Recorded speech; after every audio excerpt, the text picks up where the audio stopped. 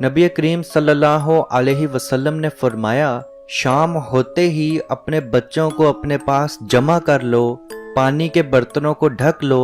मशकीज़ों के मुंह को बंद कर लो और दरवाज़ों को बंद कर लो, क्योंकि शाम होते ही जिन्नात रोए ज़मीन पर फैलते हैं और उचकते फिरते हैं। अज़ीज़ दोस्तों, इस रिवायत से साफ साफ मालूम होता है कि जिन्नात इंसान को नुकसान पहुंचा सकते हैं, लेकिन सवाल ये है, क्या जिन्नात भी इंसान के ऊपर आशिक होते हैं? तो इसका जवाब हाँ है, और वो इस हद तक इंसान से इश्क करते हैं कि उसको सारी ज़िंदगी वापस नहीं छोड़ते। जिन्नात की वैसे तो 5 इकसाम हैं, जिसमें गज़लदाम, कहनदलाम, मरमास्तत, बसमलाबू और जगर मुमताज़ हैं। गज़लदाम ऐसे जिन्नात हैं जो एक कान और एक आँख से महरूम होते हैं। इनकी लंबाई 3 फुट से ज़्यादा नहीं होती और यही जिन्नात तादाद में सबसे ज़्यादा पाए जाते हैं।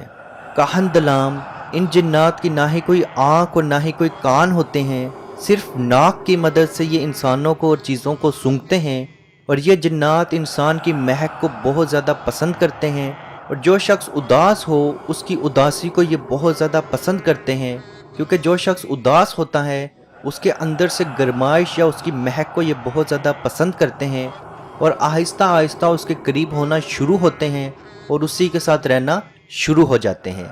और ये ज़्यादातर दिन के वक्त ज़मीन के अंदर ही रहते हैं और सूरज की रोशनी और सूरज की गरमाइश को बहुत ज़्यादा पसंद करते हैं, और यही वजह है कि लोगों को शदीद गर्मी में दोपहर को बाहर निकलने से रोका जाता है, क्योंकि ये जिन्नात दिन के वक्त गरमाइश ले रहे होते हैं और जब इनको कोई तंग करता है तो उसके पीछे लग जाते हैं। मरमास्तत, ये जिन्नात 5 कान और 3 आँखों वाले होते हैं और बहुत तेज़ी से ये ज़मीन का या दुनिया का या आसमान का चक्कर लगा सकते हैं, और इनका रंग सुर्ख कलर का होता है। और यही जिन्नात हैं जिन्होंने अज़ाज़ील की बैत ली और इंसानों के दुश्मन बन गए, यानी कि इब्ने आदम के दुश्मन बन गए, और यही जिन्नात हैं जो इंसानों को अपना दुश्मन समझते हैं। बसमलाबू, ये जिन्नात सबसे ज़्यादा ताकतवर और सबसे ज़्यादा ख़तरनाक हैं, लेकिन ये जिन्नात बहुत ज़्यादा तन्हाई को पसंद करते हैं और यहाँ तक कि बाकी जिन्नात भी इनसे दूर रहते हैं। इन जिन्नात को खट्टी और तीखी चीज़ें बहुत ज़्यादा पसंद होती हैं, और यही वजह है कि जादू करने वाले जादू करते वक्त हरी मिर्च और नींबू को अपने पास रखते हैं ताकि इन जिन्नात को अपने ताबे कर सकें, और जिस भी जादूगर के पास बसमलाबू आ जाए तो समझ लें कि उससे खतरनाक जादू कोई नहीं कर सकता। जगर मुमताज़, ये कबीला अज़ाज़ील यानी कि कबीला शैतान है। ये 7 अफराद पे मुश्तमिल है, जिसमें शैतान यानी अज़ाज़ील, उसकी बीवी कुबैरा,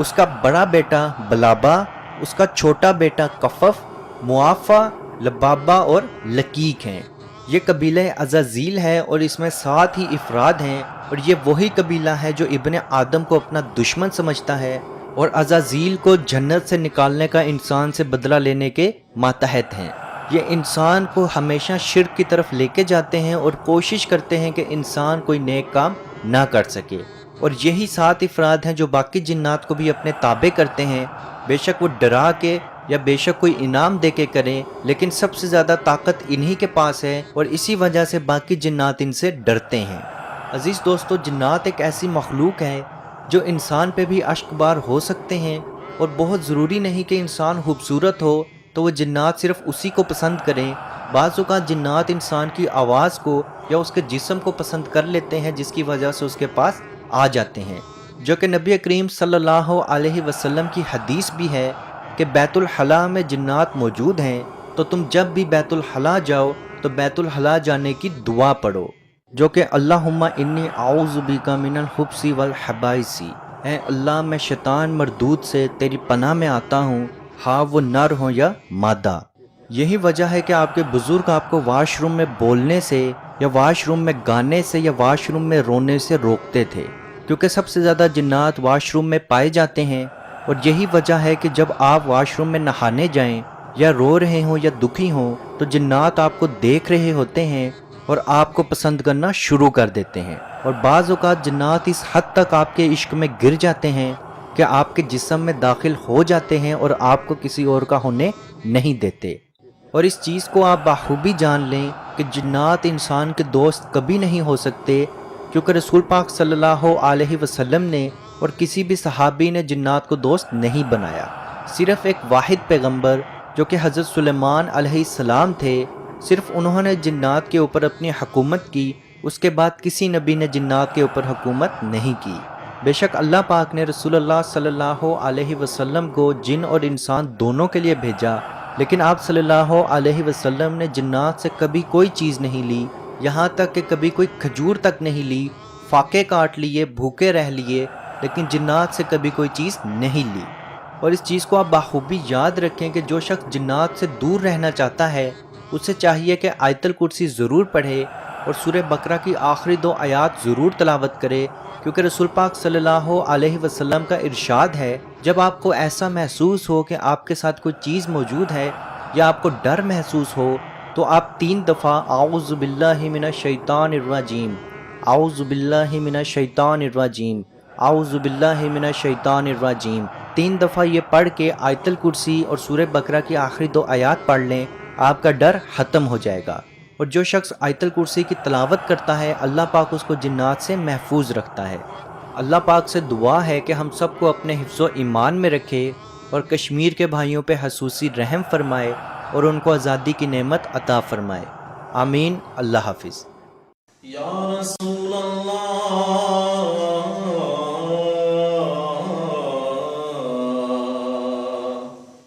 انظر حالنا،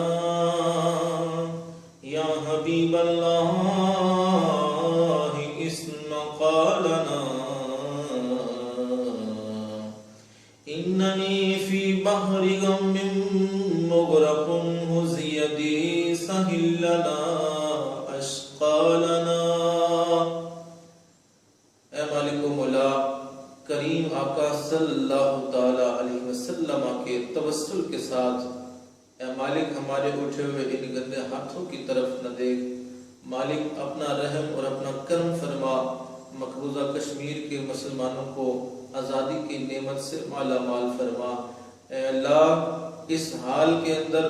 جب کہ ان پر ظلم و ستم ہو رہے ہیں، اس قدر ان پر مصائب اور علام ہیں، اے مالک و مولا اس ماہ مقدس کی مقدس گھڑیوں کا صدقہ اے اللہ کشمیر کے مسلمانوں کو آزادی کی نعمت سے مالا مال فرما۔ اے مالک جو ان پر مصائب اور علام بارش کی طرح برس رہے ہیں، اے مالک تو اپنا خاص فضل اور اپنا کرم فرما، ان کی اس آزمائش کو،